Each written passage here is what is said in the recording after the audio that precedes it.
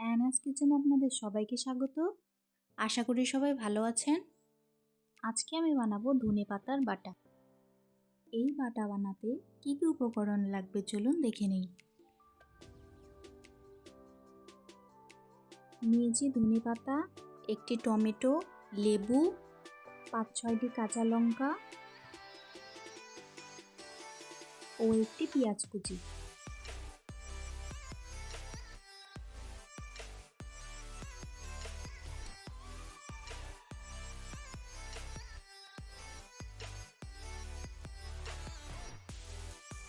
প্রথমে মিক্সি জারে ধনেপাতা ও কাঁচা লঙ্কা দিয়ে পেস্ট করে নেব।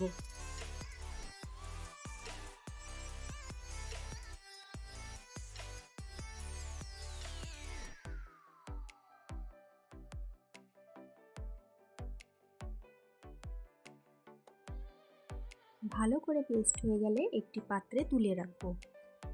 ওই মিক্সি জারের মধ্যে টমেটো ও আরেকটু ধনেপাতা দিয়ে আবার পেস্ট বানিয়ে নেব।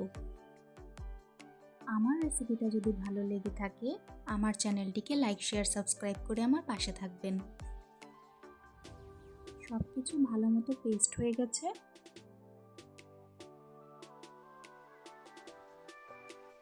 কড়াইতে 1 চামচ তেল দিয়ে 1/4 টিস্পুন কালো জিরে ফোড়ন দেব।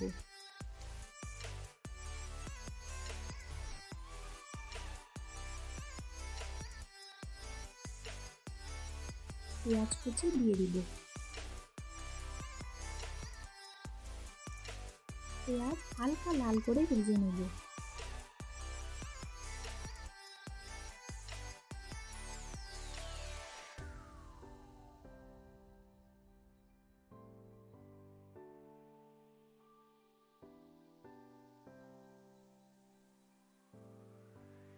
পেঁয়াজগুলো ভাজা হয়ে গেছে, এখন আমি স্বাদ মতো নুন দিয়ে দিব।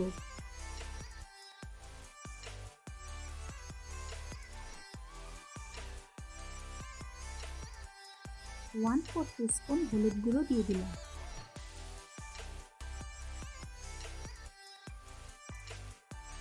আবারও ভালো করে মিক্স করে নেব।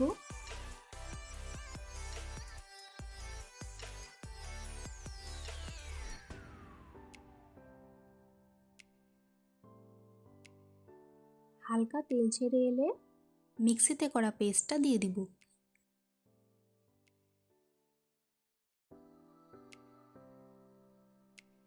ভালো করে পেঁয়াজের সাথে মিশিয়ে নেব।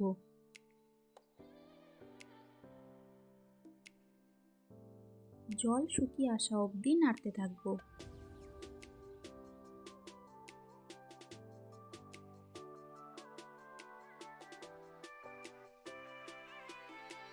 বেশ অনেকটা জল শুকিয়ে এসেছে।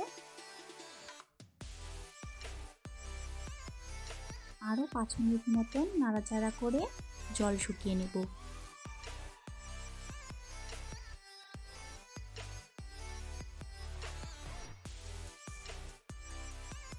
গরম ভাতে এই ধনেপাতা বাটা দিয়ে খাওয়ার মজাই আলাদা।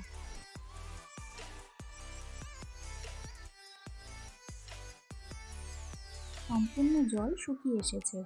এখন গ্যাসের ফ্লেমটা অফ করে 1 টিস্পুন লেবুর রস দিয়ে দিব।